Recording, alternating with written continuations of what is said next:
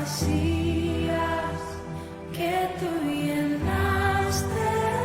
Soy libre en ti, soy libre en ti.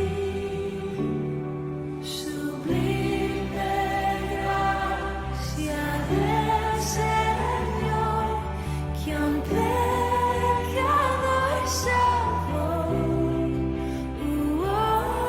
Fui ciego, mas hoy veo yo, perdido y en mi halló. Ahora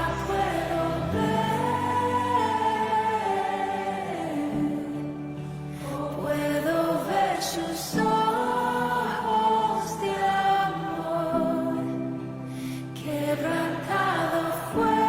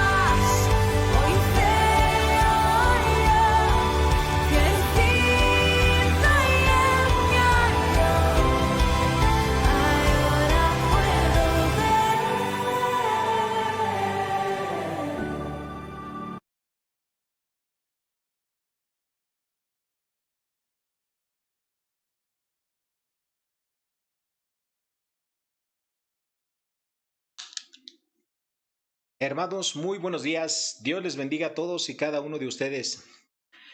Yo soy el pastor Albion Javier Colín de Online la Iglesia es un Cristiana M. Roca de Vida y para mí es un gusto muy grande que nos acompañen el día de hoy. Para empezar, vamos a poner en las manos de Dios este tiempo. Así es que les invito a todos que están ahí en casa o en cualquier lugar donde nos están viendo, que podamos cerrar nuestros ojos, inclinar nuestra cabeza y poder orar y poner en las manos de Dios este tiempo. Oremos.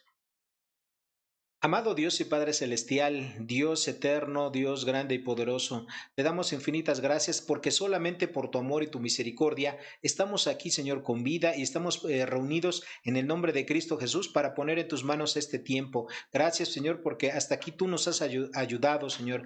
Y te suplicamos, Padre, para que todas y cada una de las cosas que han sido preparadas el día de hoy sean de bendición, Señor, para los hermanos en la iglesia, pero sobre todo, Dios, que son preparadas para ti, Padre, que tú las puedas recibir como un olor grato a tu persona. En el bendito nombre de Cristo Jesús, lo ponemos todo en tus manos. Amén. Muy bien, hermanos, pues qué gusto tenerlos una vez más y bueno, pues vamos a empezar con nuestro programa. Vamos a tener la lectura de la escritura y es el segundo libro de Samuel, capítulo número 4, para lo cual le voy a pedir a mi esposa Consuelo que venga y nos haga el favor de continuar con esta parte del programa. Que Dios les bendiga.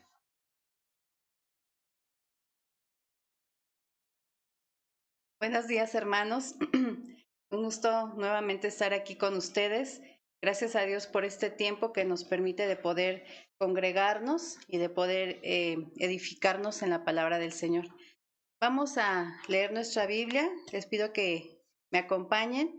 Es el segundo libro de Samuel, capítulo número 4. Y dice así.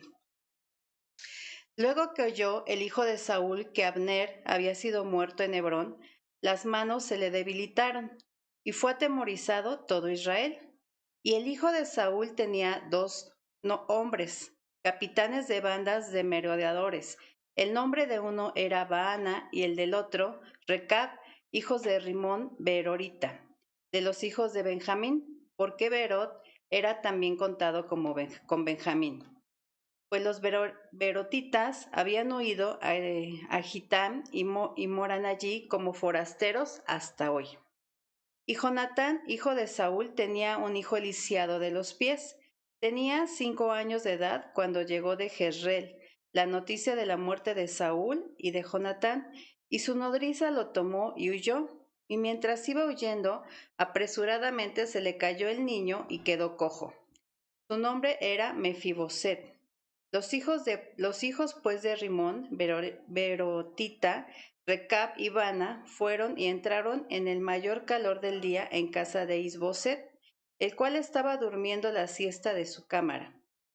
Y aquí la portera de la casa había estado limpiando trigo, pero se durmió, y fue así como Recab y Bana, su hermano, se introdujeron en la casa. Cuando entraron en la casa, Isboset dormía sobre su lecho en su cámara, y lo hirieron y lo mataron, y le cortaron la cabeza. Habiéndola tomado, caminaron toda la noche por el camino del Áraba. Y trajeron la cabeza de Isboset a David en Hebrón, y dijeron al rey, He aquí la cabeza de Isboset, hijo de Saúl, tu enemigo, que procuraba matarte, y Jehová ha vengado hoy a mi señor el rey, de Saúl y de su linaje. Y David respondió a Recab y a su hermano Baana, hijo de Rimón, Berotita, y les dijo, Vive Jehová, que ha redimido mi alma de toda angustia, que cuando uno me dio nuevas diciendo, He aquí Saúl ha muerto, imaginándose que traía buenas nuevas, yo lo prendí y lo maté en Siclac, en pago de la nueva. ¿Cuánto más a los malos hombres que mataron a un hombre justo en su casa y sobre su cama? Ahora pues, ¿no he de demandar yo su sangre de vuestras manos y quitaros de la tierra? Entonces David ordenó a sus servidores, y ellos los mataron, y les cortaron las manos y los pies, y los colgaron sobre el estanque de Hebrón. Luego tomaron la cabeza de Isboset, y le enterraron en el sepulcro de Abner, en Hebrón. Bueno, hermanos, aquí los temas de los que se trata este segundo libro de Samuel es el asesinato de Isboset, el hijo de Saúl, y la justicia de David por el asesinato de Isboset. ¿Qué enseñanzas podemos encontrar en este capítulo? Bueno, alguna de las que yo vi aquí en este capítulo es que la bendición que Dios da siempre es en su tiempo y en sus términos. Entonces, Dios siempre nos va a dar la bendición que tiene preparado para nosotros en el momento adecuado que es necesario para nuestras vidas. Y así era con David, él sabía que en su tiempo, en su momento, Dios lo iba a poner como rey porque era una promesa que Dios le había hecho y David estaba cierto de las promesas de Dios. Entonces nosotros también, hermanos, tenemos que estar ciertos de las promesas que Dios nos ha hecho a nosotros y esperar, ser pacientes y no esperar hacer cosas para que llegue esa bendición, ¿verdad? Dios nos la va a mandar en su tiempo y en su momento.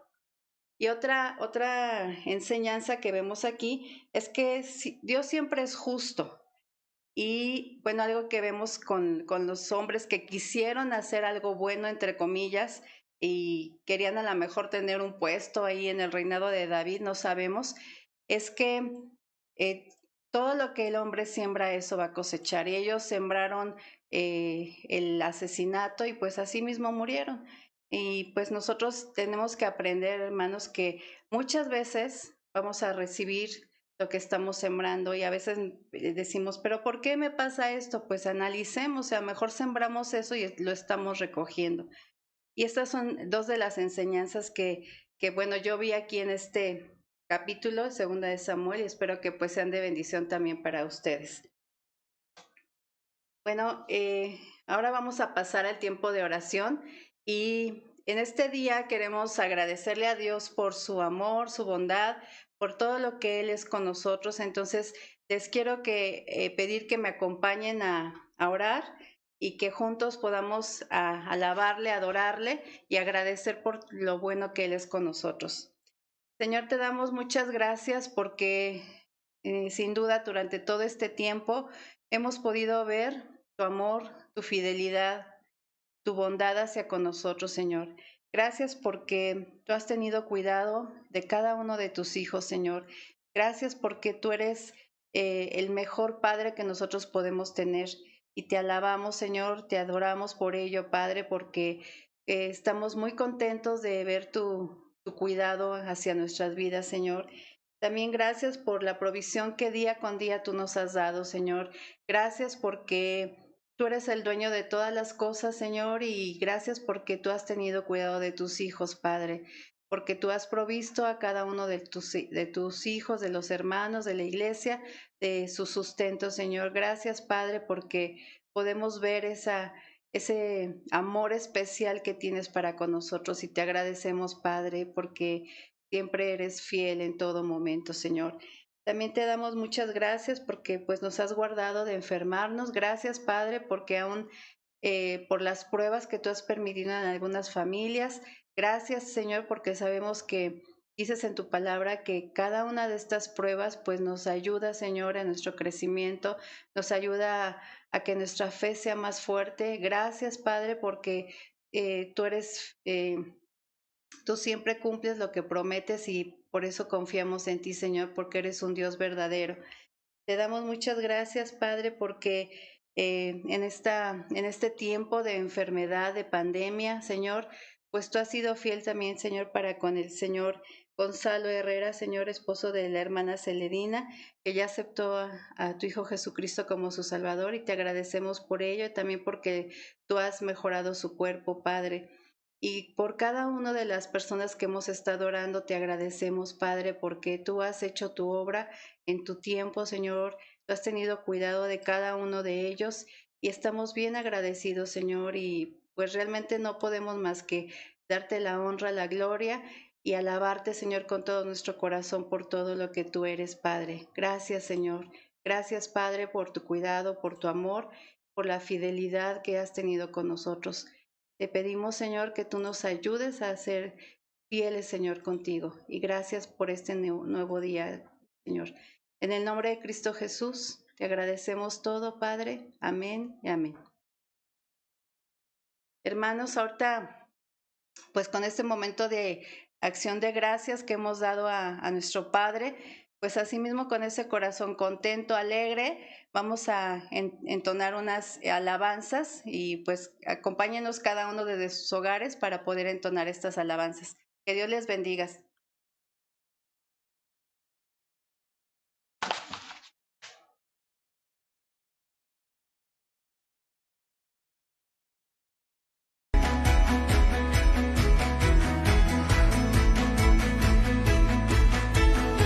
En tu presencia danzamos libres, cúbrenos en tu luz de amor, llévanos mucho más profundo, pues somos hijos del gran yo soy.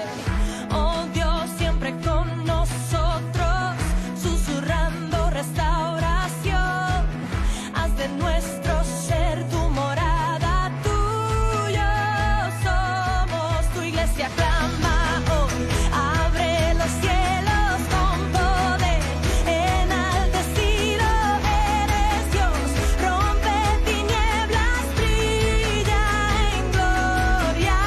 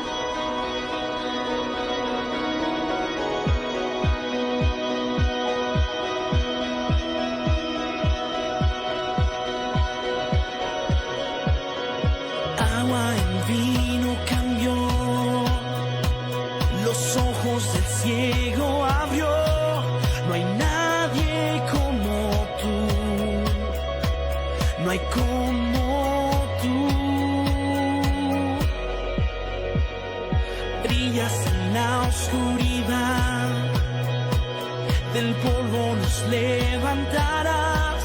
No hay nadie como tú, no hay como tú. Mi Dios es grande, mi Dios es fuerte, Dios es más alto que cualquier otro. Nuestro Dios sana, es poderoso, mi Dios, mi Dios.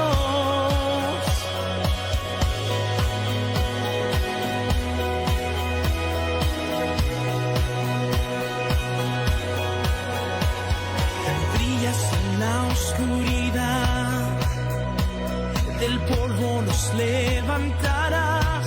No hay nadie como tú, no hay como tú.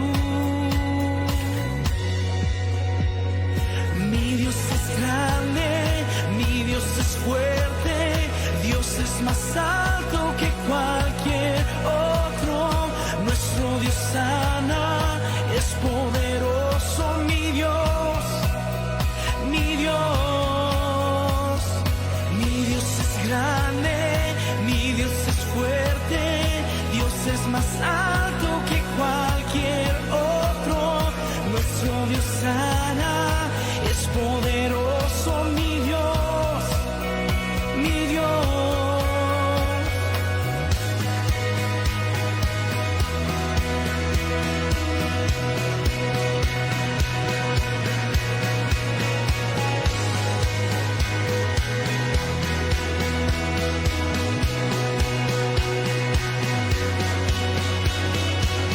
Si Dios es por nosotros, nada podrá pararnos. Si Dios es por nosotros, ¿quién nos podrá vencer? Si Dios es por nosotros, nada podrá pararnos. Si Dios es por nosotros, ¿quién nos podrá vencer?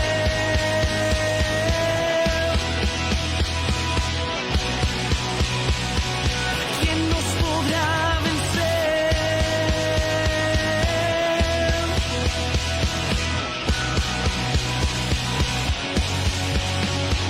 Mi Dios es grande, mi Dios es fuerte, Dios es más alto que cualquier otro. Nuestro Dios sana, es poderoso, mi Dios, mi Dios. Mi Dios es grande, mi Dios es fuerte, Dios es más alto que cualquier otro. Nuestro Dios sana, es poderoso, mi Dios, mi Dios. Si Dios es por nosotros, nada podrá pararnos. Si Dios es por nosotros, ¿quién nos podrá vencer? Si Dios es por nosotros, nada podrá pararnos. Si Dios es por nosotros, ¿quién nos podrá vencer?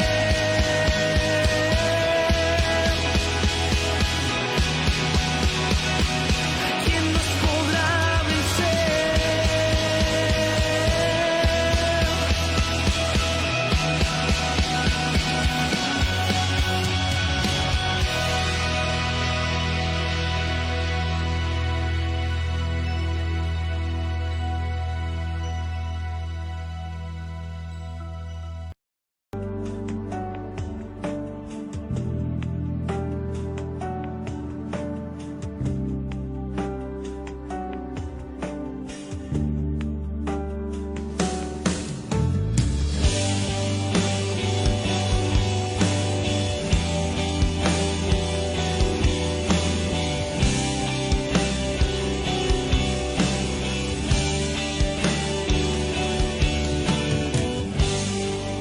Algo está cayendo aquí,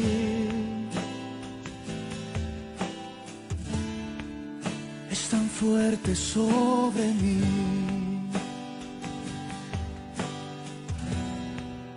Mis manos levantaré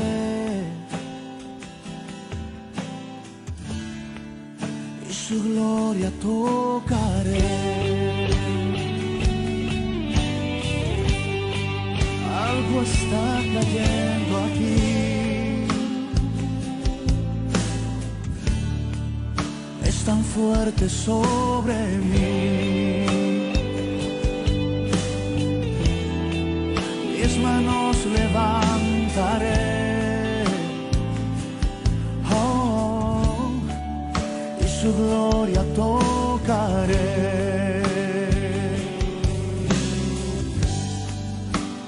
Está cayendo su gloria sobre mí,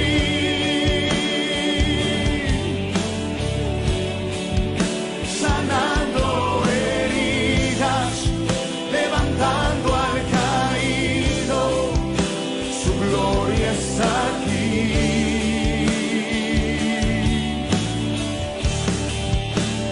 Está cayendo su gloria sobre mí,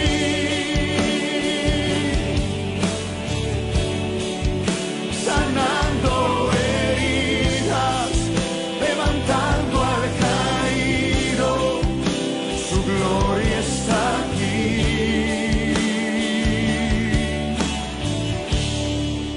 Su gloria está aquí.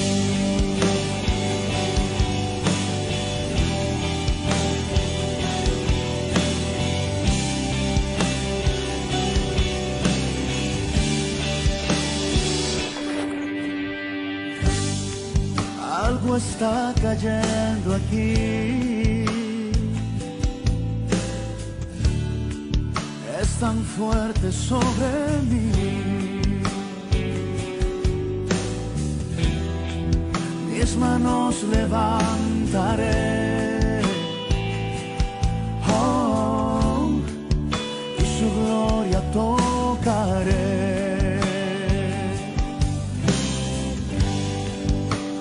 Está cayendo su gloria sobre mí,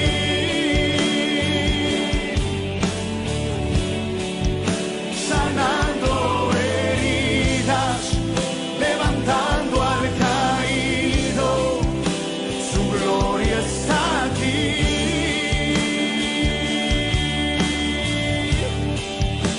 Está cayendo su gloria sobre mí,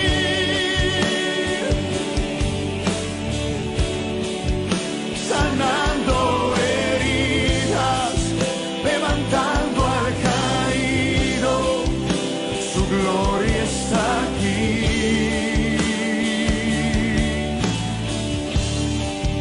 Su gloria está aquí.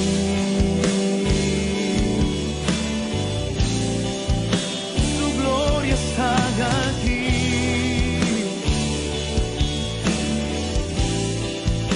Su gloria está aquí.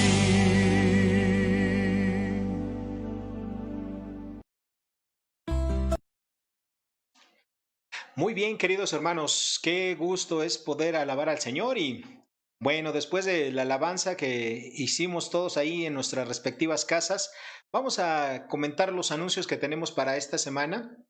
Y bueno, el día de hoy tenemos reunión de jóvenes a las 2 de la tarde con nuestro hermano Iván Aguilar. Ahí está su teléfono en este momento en las pantallas.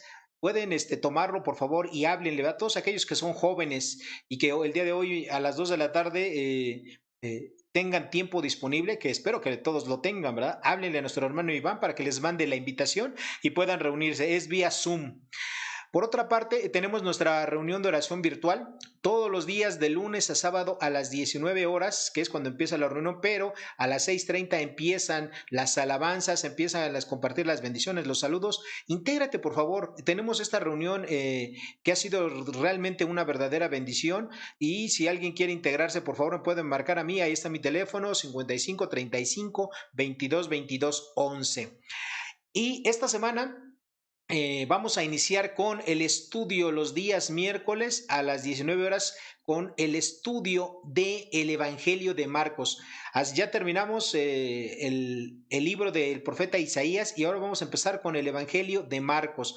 A partir del próximo miércoles vamos a iniciar, así es que todos aquellos que quieran participar lo mismo pueden marcarme para poderlos integrar a este grupo de estudio y la recomendación es que lean el Evangelio de Marcos, por lo menos los primeros 2, 3 capítulos para que nos vayamos haciendo una idea de lo que vamos a estar predicando. Y no olvides realizar tus ofrendas y aportaciones y todas las que hagas. Bueno, comunícate con el hermano Emilio Zárate, ustedes ya tienen las cuentas y por favor avísale si eres tan amable. Y algo muy, muy importante es que, bueno, con la ayuda de Dios, esperamos que el próximo domingo, es decir, el siguiente domingo es 6, el siguiente es 13, si las cuentas no me fallan, es probable que ya empecemos con nuestras reuniones físicas allá en el local. Entonces, solamente estamos esperando que nos conecten el internet, lo cual debe de ocurrir en estos días. Y si es así, bueno, ya nos estaremos reuniendo a partir del próximo 13 de septiembre. Así es que ya en su momento les vamos a dar las indicaciones con las cuales tenemos que estar observando para poder congregarnos de una manera segura y que nadie se vaya a contagiar, ¿verdad? De este COVID que está haciendo tantos estragos en nuestro país. Entonces, recuérdalo, domingo 13 de septiembre, lo más probable es que ya nos empecemos a reunir en el nuevo local. Así es que ya les enviaremos la información ya precisa una vez que ya nos hayan conectado al internet en el local para poder vernos por allá, mis queridos hermanos. Y yo estoy contento de que esto ya pueda ocurrir. Espero que tú también ya tengas muchas ganas de ver a los hermanos y poderte regocijar con ellos.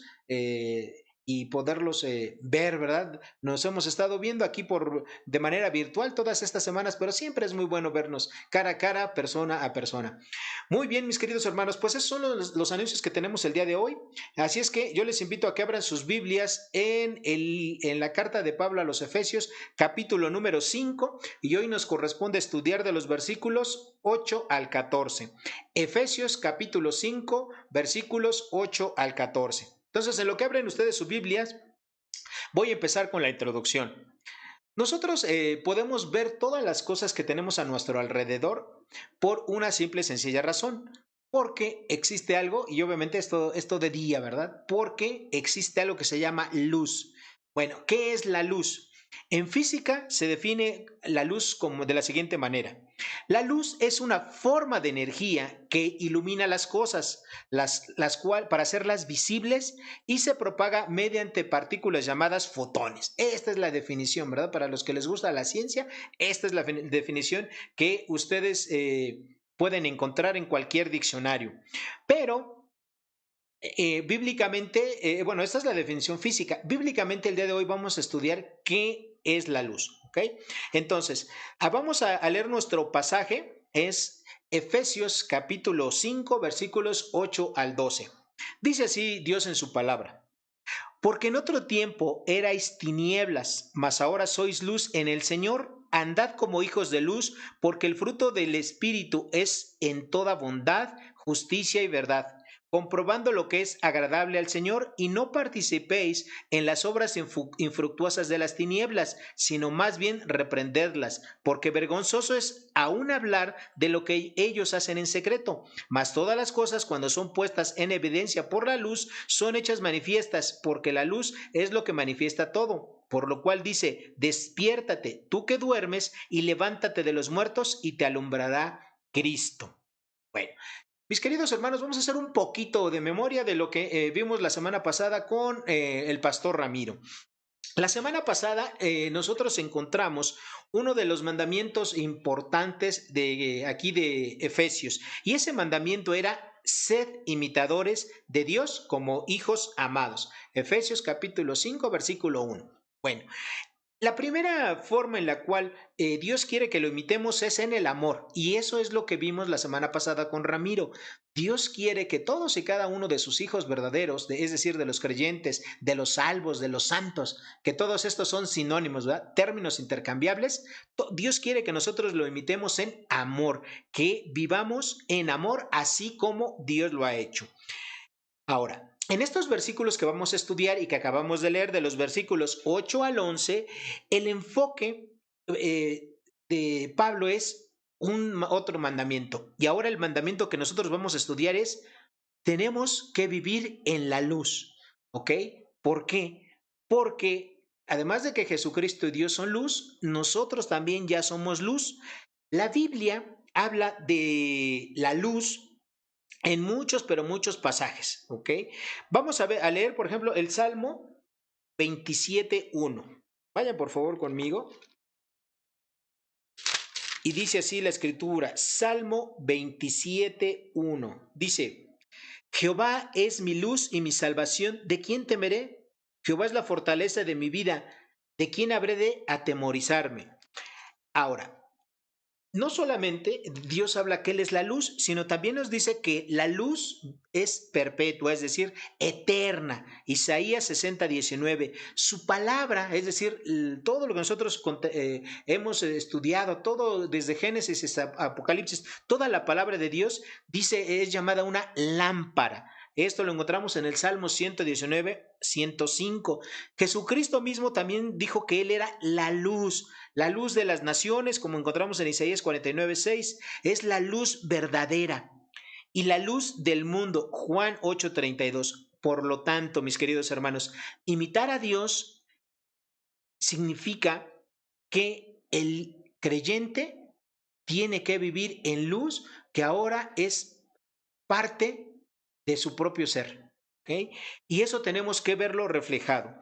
En las Escrituras, la luz se utiliza de un sentido figurado y tiene dos aspectos. El primero de ellos es un aspecto intelectual y el segundo aspecto es un aspecto moral.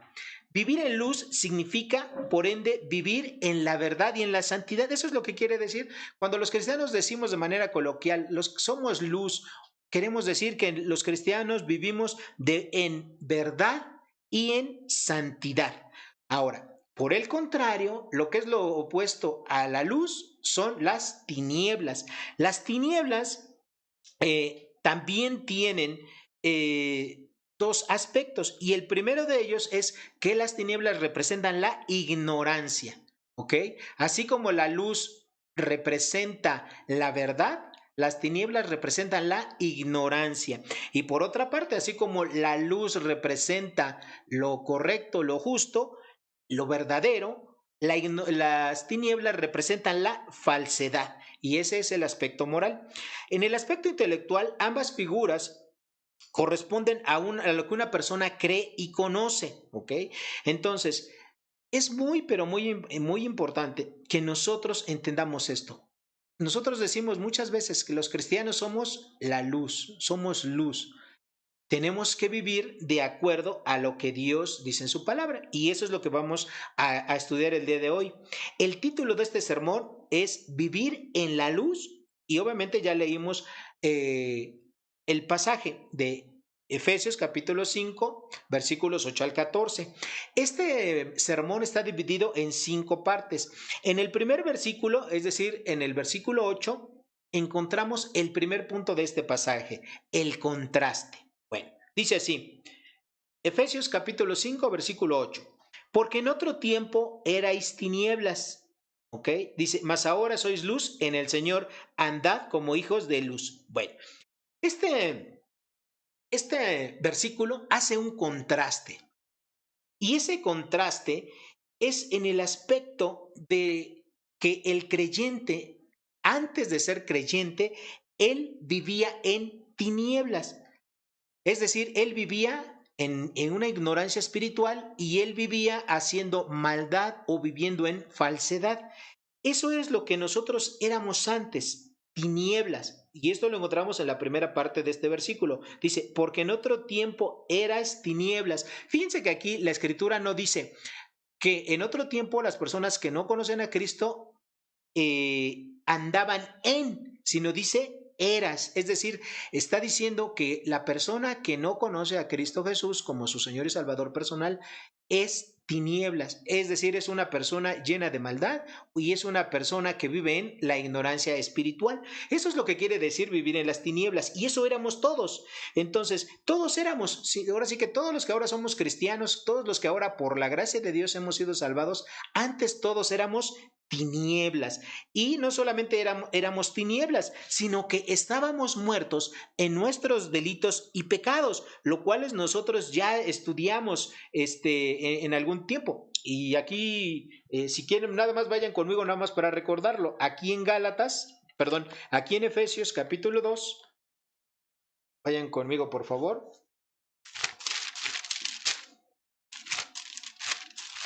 Efesios capítulo 2, versículos 1 al 3, para que lo recordemos, mis queridos hermanos. Dice: y Él os dio vida a vosotros cuando estabais muertos en vuestros delitos y pecados, en los cuales anduvisteis en otro tiempo, siguiendo la corriente de este mundo, conforme al príncipe de la potestad del aire, el espíritu que opera en los hijos de desobediencia, entre los cuales también todos nosotros vivimos en otro tiempo en los deseos de nuestra carne, haciendo la voluntad de la carne y los pensamientos, y éramos por naturaleza hijos de ira.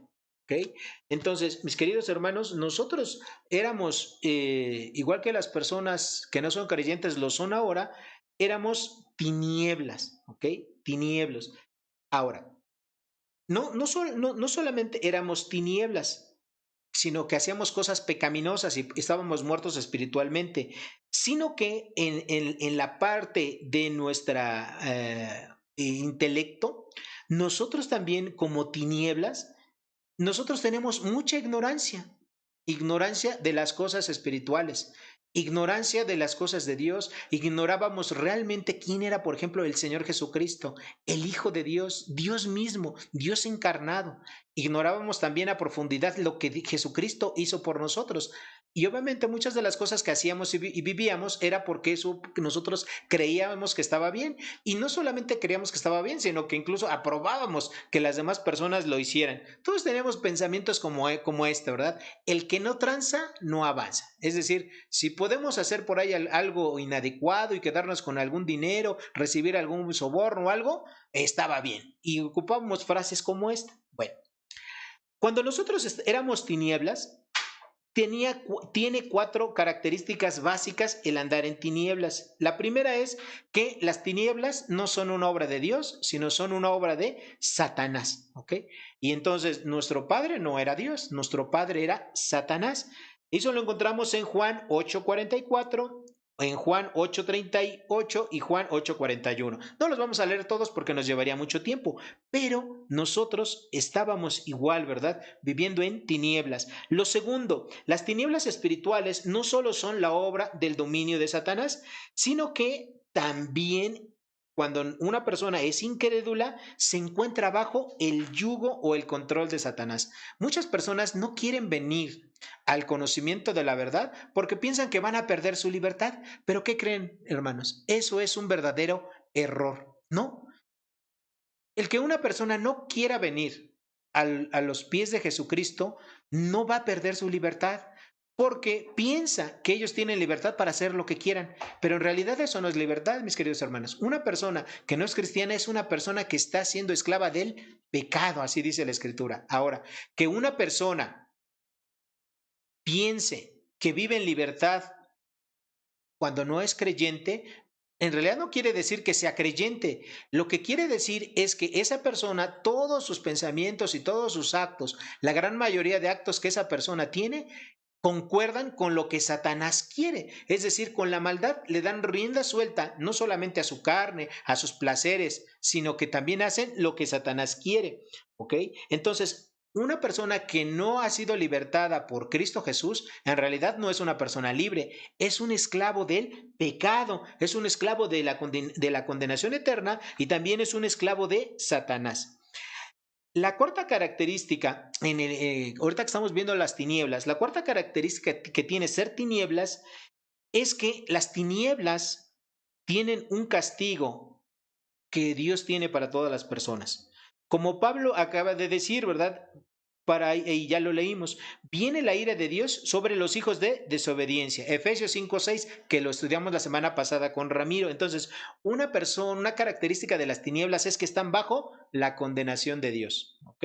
Y en cuarto lugar, las tinieblas, esa oscuridad espiritual que traen, es un destino que inevitablemente va a ser la condenación eterna. No hay forma en la cual una persona que no es cristiana, una persona que no ha entregado su vida a Cristo Jesús, puede ir al cielo, puede ir a la salvación, porque vive en las tinieblas. ¿Ok? Entonces, no, para ninguno de nosotros es de extrañarnos que el mundo se encuentra en un estado de confusión total, de injusticia, de maldad, de corrupción, de desesperanza.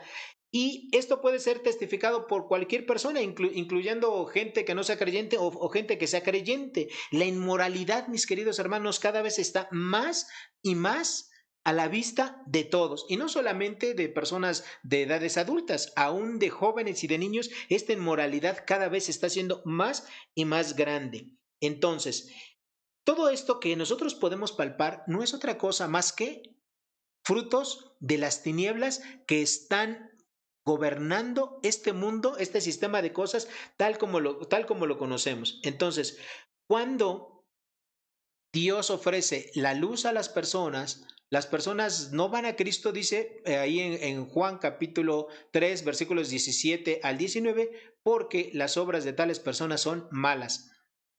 No quieren venir a la luz para que sus obras no sean descubiertas. Como yo les decía en la introducción, mis queridos hermanos, nosotros cuando estamos en un lugar donde no hay absolutamente nada de luz, por ejemplo, yo recuerdo en alguna ocasión que fuimos de campamento allá a Quicotén, allá en la carretera Cuernavaca, y en las noches se apagaban todas las luces del campamento, de las cabañas, el alumbrado público, y estás en medio del bosque. Y en aquellas noches que están nubladas, que no hay ni una estrella, ni se ve la luz de la luna, todo se ve absolutamente oscuro. Y obviamente los árboles, cuando tú estás abajo, pues producen todavía más oscuridad y tú no puedes ver absolutamente nada. Bueno, pues eso, mis queridos hermanos, es lo que ocurre con las tinieblas espirituales. Una persona que está en tinieblas espirituales no puede ver absolutamente nada. Obviamente en la parte intelectual y en la parte moral, hay una ignorancia intelectual de quién es Jesucristo, de lo que es la Biblia, de quién es Dios, y por lo tanto sus obras, que es la parte moral, van a ser extremadamente malas, ¿ok? Pero la gente necesita escuchar el Evangelio, la gente necesita escuchar de Dios para que ese velo que les hace tener tinieblas les sea quitado y la luz del Evangelio les pueda resplandecer, ¿ok? Ahora, eso es en la primera parte del versículo 8a, perdón. Ahora, la segunda parte, en el versículo 8, encontramos lo siguiente. Dice así, mas ahora sois luz en el Señor, ¿ok? Ahora sois luz en el Señor. Esa es la parte B. Entonces, aquí lo mismo, ¿verdad? No se dice que los cristianos andemos en la luz, sino dice sois luz, ¿ok? Y es un tiempo presente. Sois luz en comparación o contraste con el pasado donde éramos tinieblas. Entonces, el tiempo que aquí está marcado como presente, sois luz, indica que ahora nuestra nueva condición espiritual es totalmente opuesta. La luz significa que ahora somos hijos de Dios. La luz significa que tenemos un Padre y ese Padre es Dios mismo. Vamos a leer lo que dice la Escritura en Colosenses 1:13.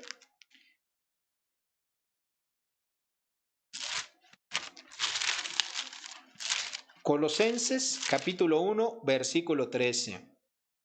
Dice, el cual nos ha librado de la potestad de las tinieblas y trasladado al reino de su Hijo amado.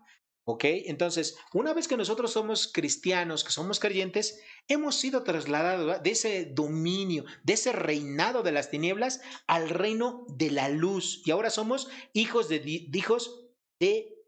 Dios, somos luz. Y vamos a ver lo que dice Primera de Pedro 2:9 también a ese respecto. Primera de Pedro, capítulo 2, verso 9. Dice así: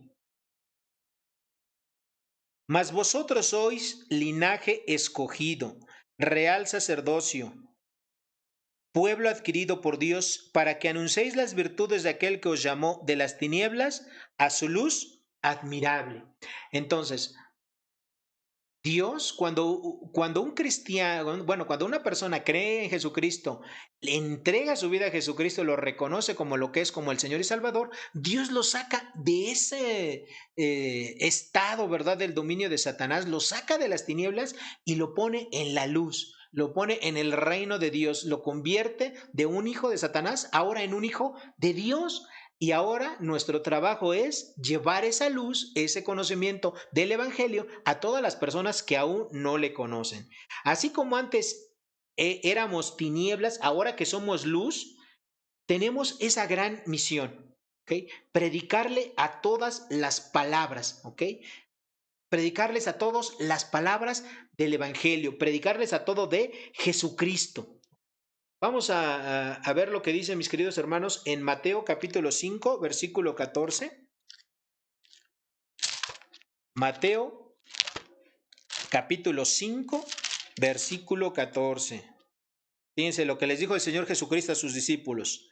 Vosotros sois la luz del mundo. Una ciudad asentada sobre un monte no se puede esconder. ¿Okay? Mi querido hermano, mi querida hermana, usted, si es un cristiano verdadero, ahora usted es luz.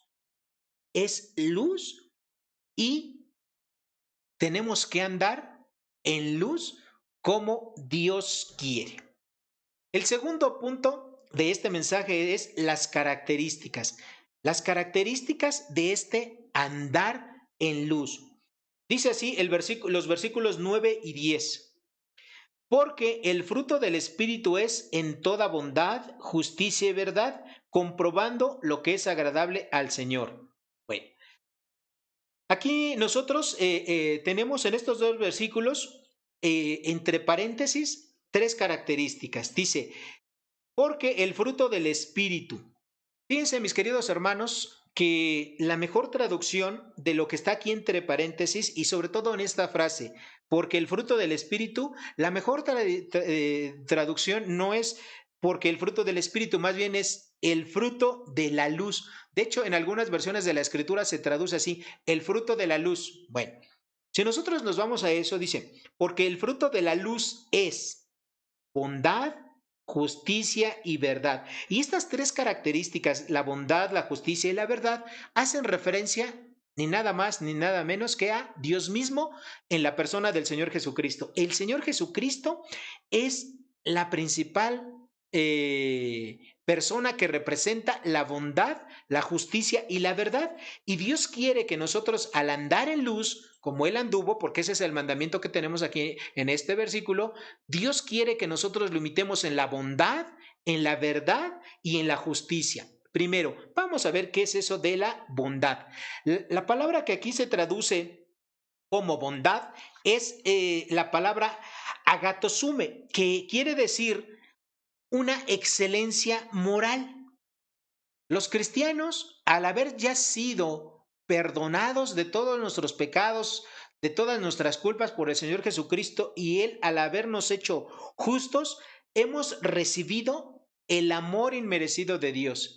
Y no solamente hemos recibido el amor inmerecido de Dios, también hemos recibido su bondad. Entonces, esa bondad que hemos recibido de Dios, nosotros la tenemos que manifestar en actos bondadosos como los mismos actos que Dios tiene para con nosotros. Y de esa manera vamos a reflejar la bondad de Dios. Eso es lo primero. Lo segundo es que nosotros como hijos de Dios y que Dios quiere que nosotros andemos en la luz, tenemos que vivir en justicia. Bueno, vivir en justicia no quiere decir porque ninguno de nosotros somos jueces, ni estamos aquí, ni trabajamos en esa parte del del gobierno, ¿verdad? De impartir justicia, no somos el poder judicial, no. Lo que quiere decir que nosotros somos hijos de justicia es que ahora que Dios nos perdonó de todos nuestros pecados, pasados, presentes y futuros, Dios nos hizo justos. Entonces, al habernos hecho justos, somos justificados por medio de la sangre de Jesucristo, somos justificados, perdonados por Dios. Entonces tenemos que vivir de acuerdo a esa justicia, ¿ok? Que ahora nosotros somos justos y por lo tanto, si nosotros somos justos, todos los actos que nosotros tenemos que hacer son los actos de bondad y de justicia que Dios hace con todos y cada uno de nosotros, ¿ok?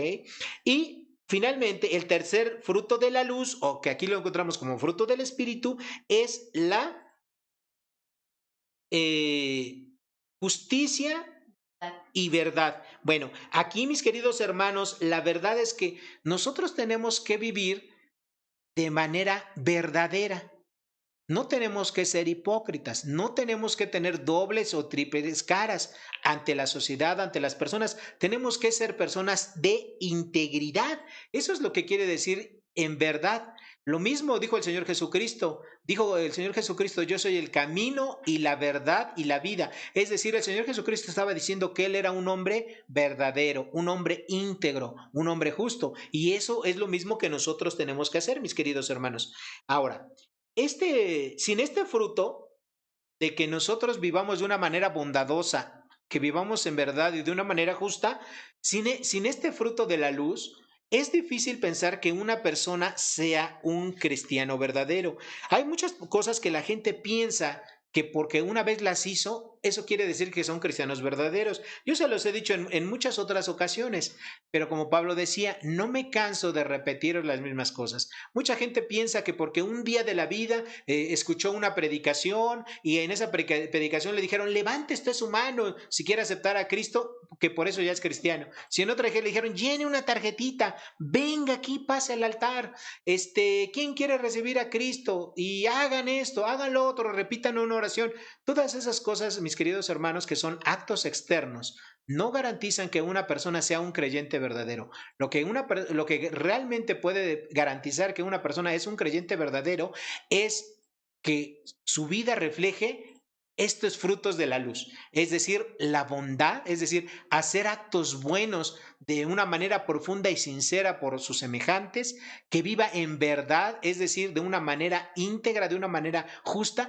Esto sí puede darnos luz, van a ser buenos frutos del Espíritu Santo o buenos frutos de la luz. Y eso sí puede ser un indicativo de que una persona sea un verdadero cristiano. Pero todo lo demás que nosotros podemos pensar, mis queridos hermanos, que la gente hace, no quiere decir que esa gente sea un cristiano verdadero. ¿Okay? No existe tal cosa como un cristiano sin fruto, ¿ok? Porque hay personas que dicen, sí, es que yo fui o X persona fue a una reunión hace como 3 años, hasta lloró, ¿verdad? Esa persona se hincó para recibir a Jesucristo, pero nunca se congregó, nunca leyó su Biblia, nunca hubo ningún cambio en su vida, nunca se congregó. Y pensamos que es un cristiano verdadero.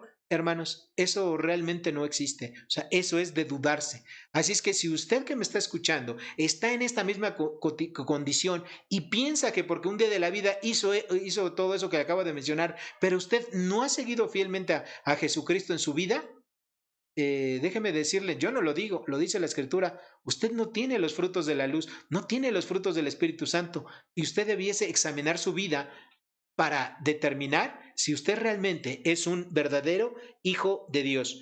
Un cristiano verdadero puede caer en pecado, puede incluso fallar, pero tarde que temprano ese cristiano se va a arrepentir, va a pedirle perdón a Dios, va a restablecer su comunión con Dios y va a continuar.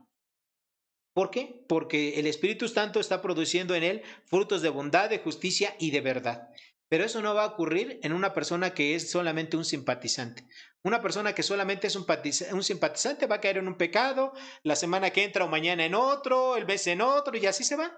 Así se va a ir hasta que su vida ya no parezca absolutamente nada a la vida de un cristiano. ¿Por qué? Porque en realidad no es un cristiano verdadero. ¿Okay? Aquí en Efesios capítulo 5, versículo 10, dice lo siguiente. comprobando lo que es agradable al Señor. A medida que nosotros somos obedientes en vivir en la luz, nosotros vamos a ir viendo cómo nuestra vida se va cambiando, nuestra vida va transformándose, se va haciendo una vida más y más parecida a la del Señor Jesucristo. Evidentemente aquí en la tierra no vamos a alcanzar el nivel que tiene el Señor Jesucristo, porque nosotros somos seres humanos con una naturaleza pecaminosa con la cual batallamos, mis queridos hermanos, todos los días. Hablando con honestidad, yo no sé usted, pero yo batallo. Yo batallo todos los días con mi carne, batallo todos los días con mi mente. Yo quiero hacer lo correcto delante de Dios, pero mi mente no lo quiere hacer. Yo quiero hacer todo lo justo, actos de bondad, actos de justicia y actos de verdad, pero mi carne que vive todavía aquí conmigo y que va a seguir viviendo todos los días mientras yo tenga vida aquí en este cuerpo, mi carne presenta lucha, mi carne no se da por vencida y eso me pasa a mí y le pasa a cualquier creyente verdadero, pero conforme nosotros vamos creciendo en el Señor y nosotros vamos dejando que el Espíritu Santo nos controle, la lucha se va haciendo un poquito más llevadera, pero es difícil esa lucha. Entonces, el que nosotros, aquí en el versículo 10, que nosotros tenemos que comprobar, ¿verdad? Que estamos viviendo de esta manera, viviendo de una manera bondadosa, en verdad y en justicia.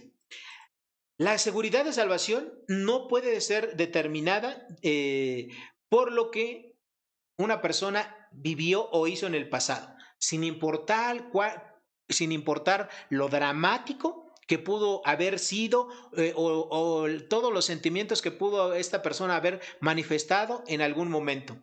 Déjenme decirles algo. Cuando yo estaba recién convertido, igual, fui a una reunión y en esa reunión había un joven y a este joven se le pidió que diera su testimonio. Y cuando uno escuchaba el testimonio de ese joven, uno quedaba así perplejo.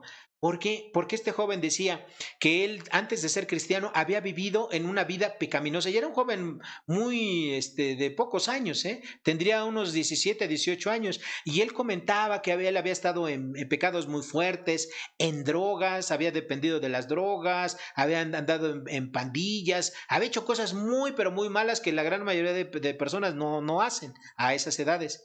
Y él decía que un hermano de él en la carne le había hablado de Cristo y que su vida había cambiado totalmente. Y cuando él lo comentaba, eso impactaba. Poco tiempo después, este joven se alejó de Cristo, dejó de asistir a la iglesia, dejó de asistir a las reuniones de jóvenes y empezó a vivir como vivía antes de haber tenido, según él, una experiencia con Cristo. Y su vida después de eso impactaba más que la vida que él nos había dicho que había obtenido al conocer a Cristo Jesús. Mis queridos hermanos, no importa de verdad, no se deje impactar usted por esos testimonios así muy, pero muy, vamos a llamarle así, poderosos o impactantes de personas que dicen que han tenido conversiones, pero después va pasando el tiempo y esa persona vuelve a vivir como vivía antes. Y eso es un mero engaño de la carne, es un mero engaño de Satanás. Nosotros tenemos que vivir todos los días comprobando que estamos seguros de que somos cristianos, no porque hicimos un acto externo, no porque levantamos la mano, no porque repetimos una oración, no porque llenamos una tarjetita, no, sino porque el mismo Espíritu Santo da testimonio a nuestro propio espíritu de que somos hechos hijos de Dios. El Espíritu Santo es el que nos va a decir si somos un verdadero cristiano. Usted no necesita que otra persona, que otro creyente le diga, ay, tú sí eres un buen cristiano. No. Si usted es un cristiano verdadero, el Espíritu Santo le va a decir a usted que es un hijo de Dios. Eso es lo que dice la Escritura. Y si usted es un verdadero hijo de Dios, usted va a empezar a caminar, usted va a empezar a tener algo que es una de las características más importantes de un verdadero cristiano. Va a tener un crecimiento continuo en su vida. Si no hay un crecimiento continuo en su vida, si usted está estancado ahí, probablemente usted no sea un cristiano verdadero. Porque lo que yo le estoy diciendo, mi querido hermano, es lo lógico. Usted piense, por ejemplo, en una planta. Si usted toma una planta, la que usted quiera, la más resistente, y esa planta, usted la tiene, ¿verdad? Ahí en su maceta, tiene su tierrita, tiene su agua, tiene sus nutrientes. Esa planta, si usted le pone agua, sus nutrientes, la pone al sol, claro, si es de sol. ¿Esta planta qué va a hacer? ¿Qué va a hacer de una manera natural? Esa planta va a crecer, no tiene otra. Va a crecer, a crecer, a crecer, porque eso es lo natural. Bueno, ¿qué pasa si esa planta, aunque usted le ponga agua, aunque usted la saque al sol, aunque usted le ponga nutrientes, esa planta se seca y ya no crece? Va a llegar un momento en que se muere. Y usted por más nutrientes que le ponga, por más que le ponga agua, la saque al sol, si esa planta se murió, esa planta se murió. Ya no hay forma de revivir. Eso es lo natural. Es lo mismo con una persona que escuchó el Evangelio y que a lo mejor no lo entendió completamente, sino que solamente hizo una mera oración, que se conoce como la oración del pecador, o que esa persona solamente dijo, le escuchó que dijeron, ¿quién quiere ir al cielo? Y obviamente pues alzó su mano, sin entender el Evangelio ni nada de lo que eso implica. Pero en su vida nunca hubo un crecimiento natural. Lo más seguro es que esa persona no sea un cristiano verdadero. Necesita conocer de una manera real al Señor Jesucristo. Ok. Ahora, un cristiano verdadero se va a notar. ¿Por qué? Porque sus actos de bondad, su vida en justicia, su vida íntegra, va a ser perceptible. Ni siquiera va a necesitar predicar el Evangelio con su boca. Su vida lo va a reflejar. Evidentemente, el que nuestro testimonio hable de nosotros, el que le diga a la gente que somos diferentes, es algo limitado. La gente necesita escuchar el mensaje correcto, el mensaje completo de la salvación para que las personas se puedan salvar. Bueno, el tercer punto de vivir en la luz lo encontramos en el versículo 11, en la primera parte, que nosotros como cristianos tenemos un mandato. ¿Cuál es el mandato que tenemos? Si ahora nosotros ya somos luz y Dios quiere que nosotros lo imitemos y que vivamos en la luz, el mandato que Dios tiene para nosotros es, versículo 11, la primera parte, y no participéis en las obras infructuosas de las tinieblas. Entonces, el mandamiento que tenemos es, ya no participemos, es más, ni siquiera nos asociemos con el mal, ni ninguna forma de el mal. Pero lo que es importante es lo siguiente. Los cristianos a veces caemos en el error de señalar o de juzgar a personas inconversas, personas increyentes que cometen tales o cuales pecados, que son muy sensibles de verlos. Por ejemplo, si usted sabe que conoce a una persona que es ladrón, pues es bien fácil decir, mira, esa persona es ladrón. O una persona que se embriaga y que llega pasado de copas a su casa porque es su vecino. Pues es muy fácil decir, bueno, esa persona es ladrón, o esa persona se emborracha y toma, pues lo ve en ese estado. Es muy fácil de señalar. Pero déjenme, y obviamente Dios no quiere que nosotros participemos en todas esas obras infructuosas. Esos eran cosas del pasado. Esos eran cosas cuando nosotros estábamos en tinieblas, o con groserías, todo lo que ya vimos la semana pasada con Ramiro, en chistes groseros, truanerías, picardías, dobles sentidos, todo eso que ya vimos la semana pasada. Bueno, estamos hablando de personas inconversas. Pero ¿qué pasa?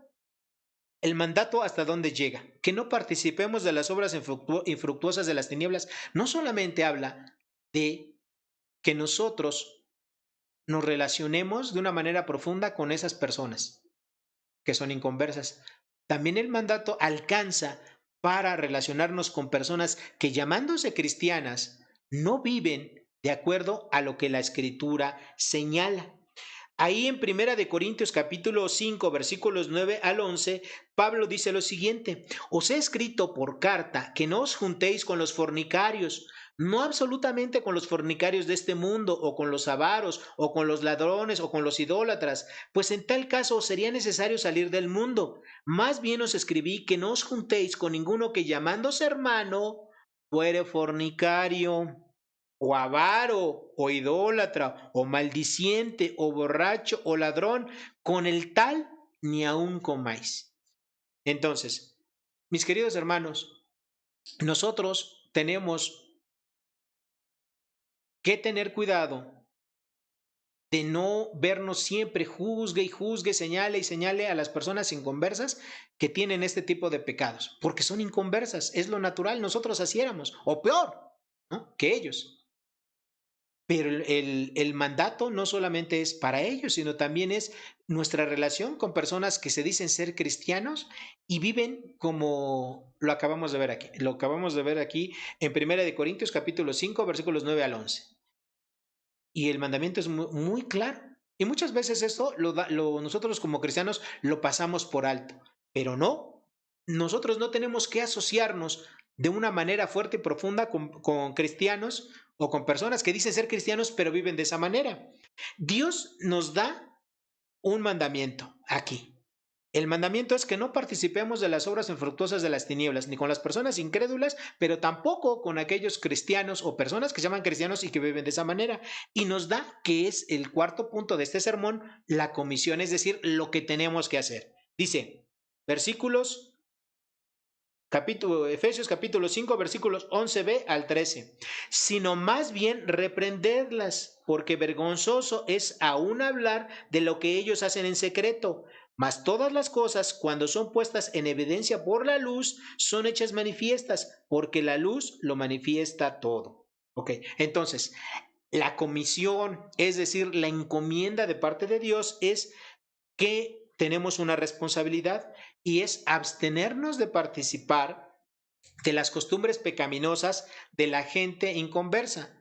No solamente es abstenernos de ello, sino que también tenemos, dice aquí, reprenderlas. La palabra reprenderlas quiere decir reprobarlas, corregirlas o disciplinarlas.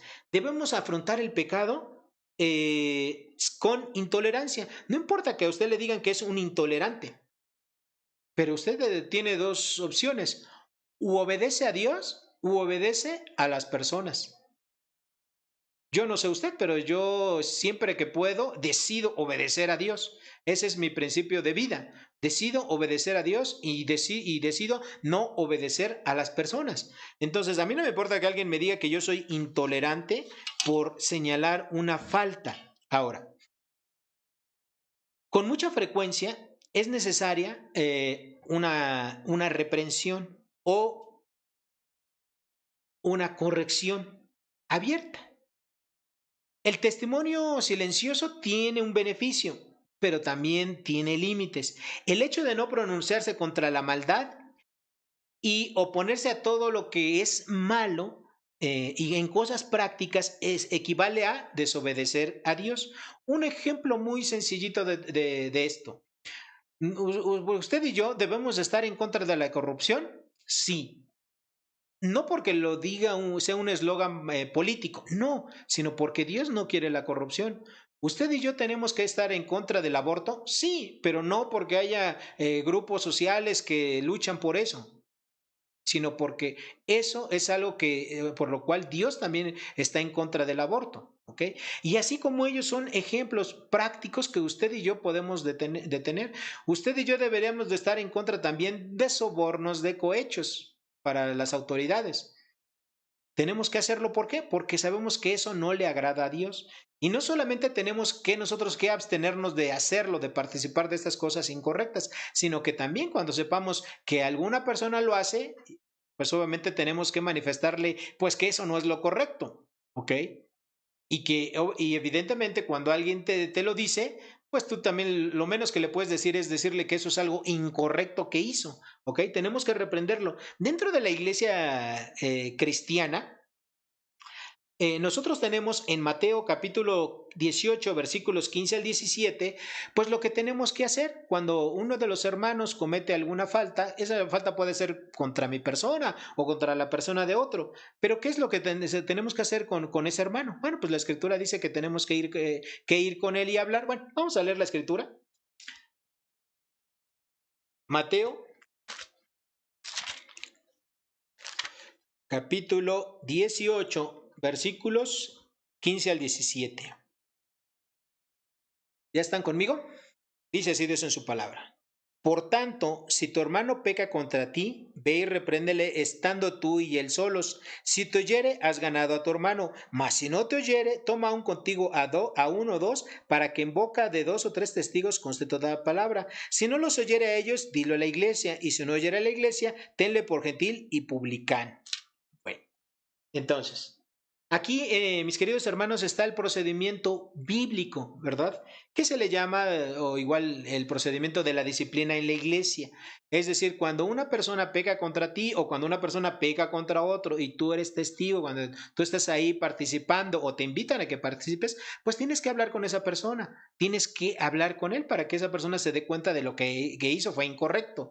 Si esa persona lo acepta, pide perdón y todo ello, bueno, se restaura la comunión y no pasa nada. Pero si esa persona persiste en el acto que hizo, que es que y continúa de esa manera, bueno, entonces tienes que buscar a dos testigos, ¿verdad? Para que, como dice ahí, que conste en boca de dos o tres, conste toda palabra.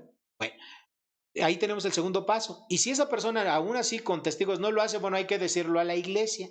Y si no oye a la iglesia, bueno, hay que tenerlo como gentil y publicano. Bueno, todo esto, mis queridos hermanos, todo este proceso bíblico que ahorita no me voy a tardar en explicar a detalle, porque es un proceso, son 4 pasos, pero son pasos largos. Y obviamente tiene que ser tiempo, ¿verdad? Hay que dejar tiempo entre paso y paso para que Dios y el Espíritu Santo hagan su obra en la persona. Bueno, eso es la forma bíblica en la cual nosotros tenemos que proceder. Y esa reprensión, mis queridos hermanos, es una muestra de amor. ¿Ok? Como dice también Gálatas capítulo 6 en los primeros 3 versículos, que nosotros tenemos que hacer eso y eso lo hacemos por amor. ¿Para qué? Para restaurar la vida de esa persona. ¿Ok? Entonces, eso es la aplicación que nosotros tenemos que hacer en el mandato que Dios nos está dando. La comisión que nos está dando Dios es no solamente no participar en las obras infructuosas de las tinieblas, sino también reprenderlas, es decir, señalarlas, castigarlas. ¿Ok? Eso es lo que tenemos que hacer todos. ¿Cuál es lo triste? Lo triste, mis queridos hermanos, es que muchos cristianos a duras penas se las arreglan para mantener una inclinación, digamos, espiritual, creyente, y no toman acciones. Y prefieren mejor, pues nada más señalar el acto pecaminoso, incorrecto de otra persona en medio de la iglesia. Se encargan nada más de señalarlo, ni siquiera le dicen a la persona, o van y se lo comentan a otros. Pero eso no tiene que ser así, hermanos, porque lo único que se está haciendo es propagando una falta de una persona que tuvo que haber quedado ahí en particular. Lo están haciendo grande, no siguen un procedimiento bíblico. Ok, bueno, en Efesios capítulo 5, versículo 12, encontramos lo que Pablo sigue en su pensamiento. Dice, porque vergonzoso es aún hablar de lo que ellos hacen en secreto. Muchas de las cosas, de cosas que tanto cristianos como no cristianos pueden cometer, pues son cosas que pues aún y como cristianos se tienen que mencionar. Y eso dice aquí Pablo, que es vergonzoso aún hablar de muchas de estas cosas, cosas viles, ¿verdad? Cosas en las cuales cuando hay que tratarse, porque obviamente en todos lados, algún momento de la vida ha habido situaciones difíciles, pecados difíciles de algunas personas que son cristianos y que es difícil de tratarlos, pero eso se tiene que tratar de una manera sabia, de una manera prudente. ¿Ok? Para no mencionar o decir cosas que no conviene, ni, como vimos la semana pasada, a santos ni siquiera que se mencione. Pero eso no quiere decir que no se tengan que señalar o no se tengan que corregir. Sí se tienen que señalar y sí se tienen que corregir. ¿Ok? En el versículo 13, Pablo termina este cuarto punto del sermón diciendo lo siguiente. Efesios capítulo 5, versículo 13. Dice, mas todas las cosas cuando son puestas en evidencia por la luz son hechas manifiestas, porque la luz es lo que manifiesta todo. Ok. Y así como vimos nosotros, queridos hermanos, en la parte de la luz, que con la luz, ¿verdad? Con la energía, estos fotones hacen que nosotros podamos ver y apreciar todas las cosas. Esa misma luz, hablando de espiritual, que en este caso para nosotros la luz es la palabra, aquí está, la palabra de Dios es lo que a nosotros nos da luz para poder comprender la verdad en todos los aspectos de fe, doctrina y de la práctica diaria, esa palabra, la palabra de Dios es la luz. Con ella es la que va a manifestar. Nosotros a veces por ignorancia pensamos que cierta cosa que hacemos está bien, pero cuando nosotros la ponemos a la luz de la Escritura, encontramos que eso que estamos haciendo es incorrecto. Y nosotros tenemos que corregir, nosotros tenemos que modificar eso. ¿Por qué? Porque si tu obra, tu acto, tu vida, cuando le pones la luz, la evidencia de la palabra a tu vida, esas obras no son aprobadas, entonces pues son obras que tenemos que dejar de hacer. ¿Ok? Yo recuerdo mucho a un varón al cual yo le hablé de Jesucristo y este varón vivía con su novia, que bueno, ya no era su novia, más bien era su concubina, y ellos vivían sin casarse. Y ya tenían cierto tiempo que estaban viviendo así. Este hombre aceptó a Jesucristo, fue un cristiano real, bueno, es un cristiano real y verdadero. Y este hombre, al darse cuenta que estaba viviendo en pecado, que estaba viviendo en fornicación, al vivir con una mujer sin estar con ella casada, pasó un tiempo y después de que él tuvo el conocimiento suficiente, es decir, cuando a través de la Biblia, él con la luz de la Biblia vio que vivir de esa manera no era la manera que Dios quería, él corrigió, le propuso matrimonio a su pareja y la cual también aceptó a Cristo Jesús y después de un tiempo esa pareja se casó. Entonces, eso es lo que va a producirse en un cristiano verdadero. Ese cristiano verdadero, cuando sus obras sean expuestas a la luz de la palabra de Dios, ese cristiano va a querer corregir. ¿Por qué? Porque es Dios el que produce en nosotros así el querer como el hacer por su buena voluntad. Pero muchas personas que aún se dicen cristianas y viven en situaciones de este tipo y no quieren, ¿verdad?, corregir, difícilmente son cristianos verdaderos. Probablemente sean simpatizantes, pero no son cristianos verdaderos porque no quieren poner su vida bajo el escrutinio de la Biblia, el escrutinio de la luz de Dios. ¿Ok? Bueno, y por último, el quinto punto en este sermón es que hay un llamado. ¿Ok? Dice ahí en el versículo 14 de Efesios 5, dice: por lo cual dice, despiértate, tú que duermes, y levántate de los muertos, y te alumbrará Cristo. Mis queridos hermanos, déjenme decirles lo siguiente. Este último versículo es como un inserto. ¿Por qué? Porque este último versículo habla de algo muy, pero muy importante. Habla del llamado a la salvación. Dice, por lo cual dice, despiértate tú que duermes. ¿Quién es una persona que duerme? Bueno, una persona que duerme, de acuerdo al contexto que tenemos de toda la epístola de los Efesios, acuérdense que nosotros esto ya leímos ahí el día de hoy y ya lo estudiamos en Efesios capítulo 2, en los primeros los versículos 1 al 3, que una persona que no está en Cristo, que no es un cristiano, un salvo verdadero, es una persona que está muerta en sus delitos o pecados. Entonces, en la Biblia encontramos ese término de dormir como alguien que está muerto. Entonces, aquí el mandato es, despiértate tú que duermes, es decir, tú que estás muerto en tus delitos y pecados. Y dice, levántate de los muertos, es decir, de las personas que están muertas espiritualmente, y te alumbrará Cristo. ¿Ok? Entonces, estas palabras es una invitación de Pablo para todas aquellas personas que están dentro de la iglesia, que participan a lo mejor en las actividades, que viven en la vida común de la iglesia. Es decir, que se reúnen, que van, pero que no son salvos verdaderos, que no han entendido el evangelio completo y no son creyentes reales. Mi querido hermano, mi querida persona que me escucha y que a lo mejor usted no es un creyente verdadero, que a lo mejor le gusta estar aquí con nosotros, le gusta estar ahí, ya sea de esta manera virtual o le gusta ir a las reuniones, pero usted en realidad nunca ha entregado su vida a Cristo Jesús. Ahora, este día es el día importante para su vida.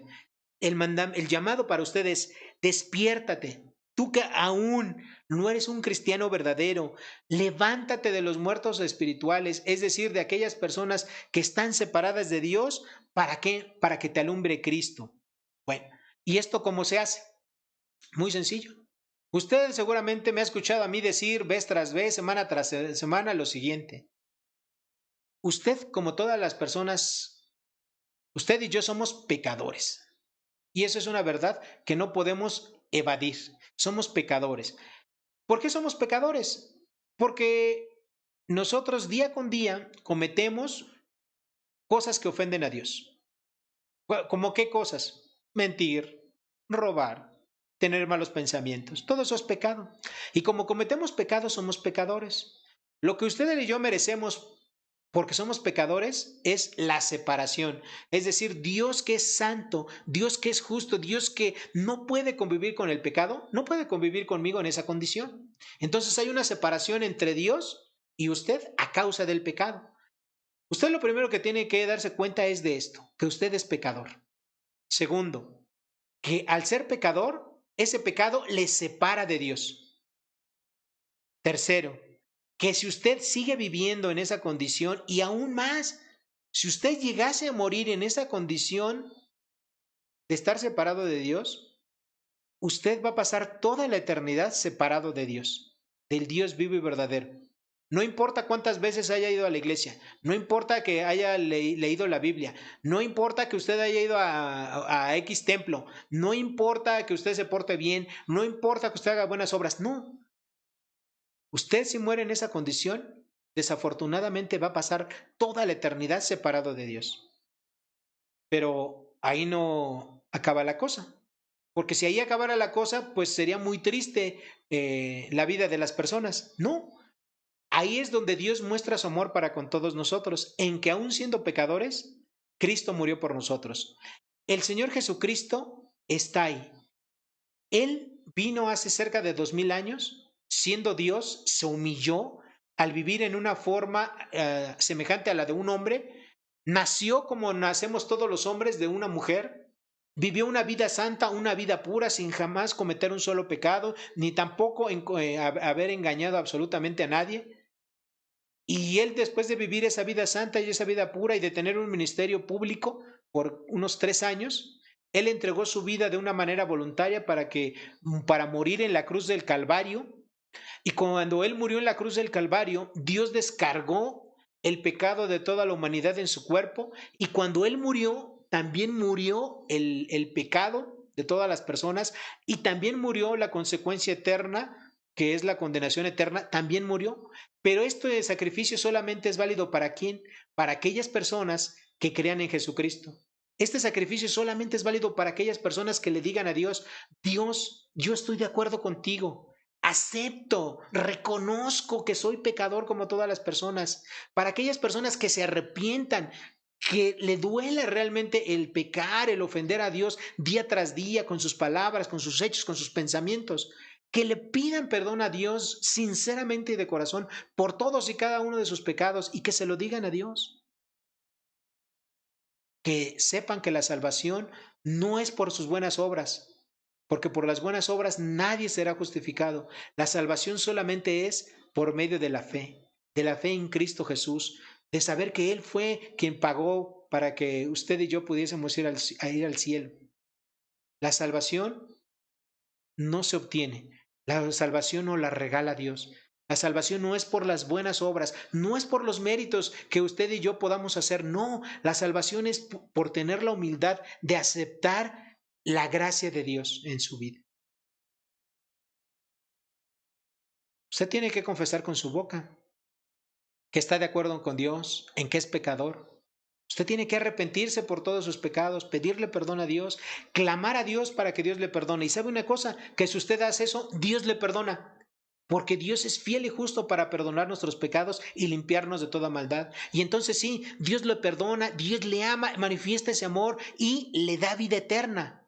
Lo saca de aquí, ¿verdad? Usted que está muerto en sus delitos y pecados, Dios lo saca de ahí, le da vida, una vida espiritual en su Hijo y lo saca de esas tinieblas y lo coloca en la luz admirable. Usted deja de ser un hijo de Satanás para convertirse en un hijo de Dios. Usted deja de ser un esclavo del pecado para ser una persona libre en Cristo. Usted deja de ir caminando derechito al infierno para ir caminando derechito al cielo. No porque usted lo merezca, sino porque Jesucristo murió por usted y porque la gracia salvadora de Dios le alcanza a usted y a toda la persona que tenga la humildad suficiente para decir: Dios, yo creo en ti.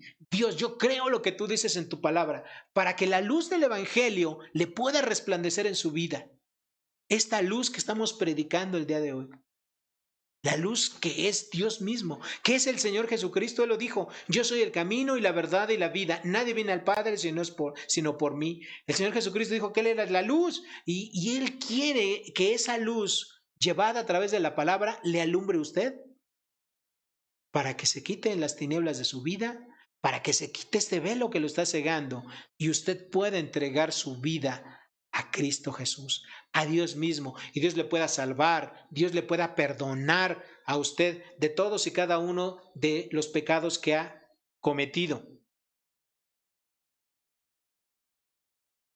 Hágalo ahí. La Biblia dice que hoy es el día aceptable, que hoy es el día de salvación. Nosotros no sabemos qué será de nuestra vida, ni en los siguientes 2 o 3 minutos, no sabemos lo que va a pasar con nuestra vida. Así es que usted no deje pasar más el tiempo. Entréguele su vida a Jesucristo. Como dice, escucha el llamado. Ven a Jesucristo, tú que duermes, ven a Jesucristo, levántate de los muertos y te va a alumbrar ¿qué? ¿Quién? Cristo. Y eso es lo que Dios quiere para usted. Que usted el día de hoy, si está escuchando este mensaje, acepte a Jesucristo. Mejor dicho, pídale a Dios que Dios le acepte a usted como uno de sus hijos. Vamos a hacer una oración y con ello terminamos nuestro servicio del día de hoy. Amado Dios y Padre Celestial, gracias te damos porque tú dices en tu palabra, como hemos estudiado, que tú eres luz, el Señor Jesucristo es luz, el Espíritu Santo es luz, y tú quieres que ahora todos tus hijos, los creyentes verdaderos, que también somos luz, vivamos, Señor, en la luz, de acuerdo a lo que tú enseñas en tu palabra, y que nuestra vida sea una vida de bondad, de justicia y de verdad, como es la vida de Jesucristo, como fue manifestada en Cristo. Pero también, Señor, tú quieres que todos los hombres sean salvos y vengan, es decir, salvados, perdonados y vengan al conocimiento de la verdad. Para usted que me está escuchando en esta tarde, entréguele su vida a Cristo Jesús. Si usted todavía no es un creyente verdadero, entréguele su vida a Cristo Jesús. Escuche el llamado. Venga Jesucristo. No siga más ahí dormido. No siga más ahí siendo un muerto espiritual. Entréguele su vida a Cristo Jesús para que Él le pueda alumbrar. Él quiere salvarlo. Él quiere darle la oportunidad de ser un salvo, un hijo verdadero de Él. No deje pasar más el tiempo. Entréguele su vida a Cristo Jesús. Te damos gracias, Señor, por tu palabra. Gracias por todo lo que en ella tú nos enseñas, Señor. Te pedimos que tú nos ayudes. Gracias, Señor, por todo lo que tú nos enseñas. En el nombre de Cristo Jesús, te pedimos todo esto y te lo agradecemos de antemano. Amén. Muy bien. Queridos hermanos, persona que nos escucha, que nos ve, buenas tardes, que Dios le bendiga y nos vemos la siguiente semana.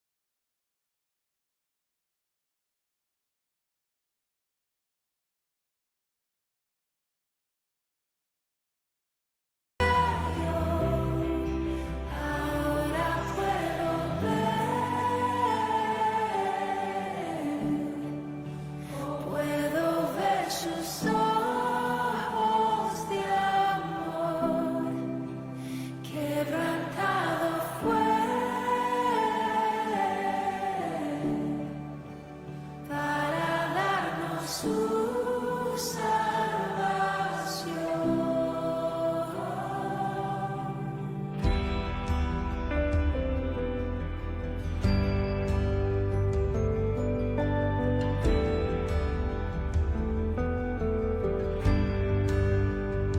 Tú no me juzgas por mis fracasos, tú me aceptas tal como soy. Toma mi vida como vasija para mostrar tu gloria en mí. Oh, sublime gracia del Señor, que un pecador salvó. Fui ciego, mas hoy veo yo, perdido y en mi Dios. Ahora puedo